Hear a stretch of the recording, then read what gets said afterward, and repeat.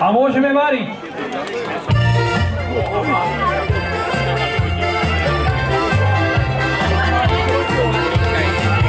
Dnes tu máme 18. ročník akcie Čipkárstvo.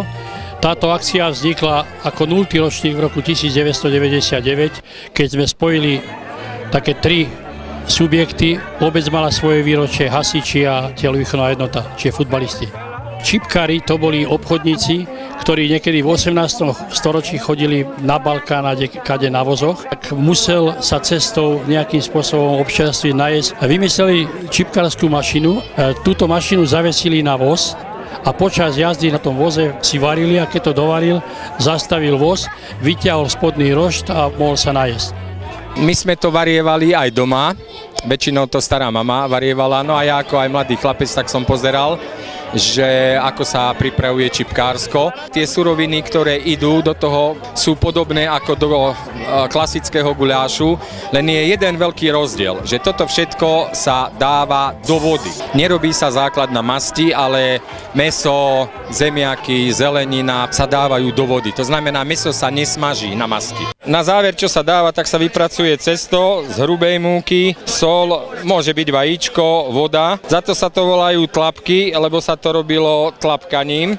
Nechá sa trošku vyschnúť a potom sa otrhujú pravidelné tlapky, ktoré na konci zhruba tých 10-15 minút pred dovarením sa dajú do čipkárskeho. A varíme v klasických mašinách, ktorá je vedľa mňa. Keď to otvoríme, tak vnútri je voda, kde sa dáva mäso, zelenina, zemiaky, tie trhance tlapky. No a čo sa týka, kde sa to kúri na tom, tu je tzv. Koch, do ktorého sa dáva. Klasika za starej éry boli suché liesky.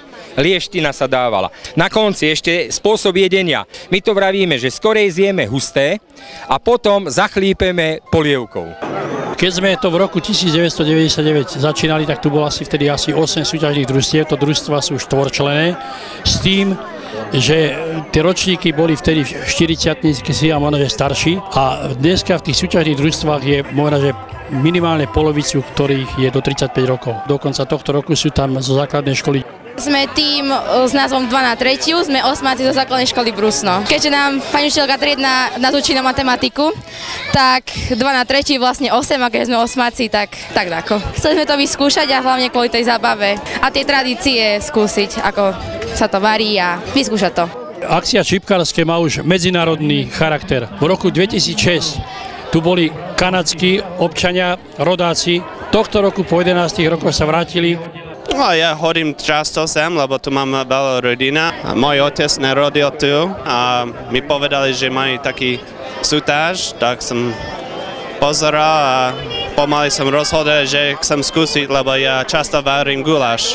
Sprievodné podujatia k tým patrí hod pluchtov, to je metrovisa drevo, ktoré má okolo 13-14 kg. S tým, že pred pár rokmi sme dali už aj súťaž v kategórii žien, ale tí majú ľahšie drevo.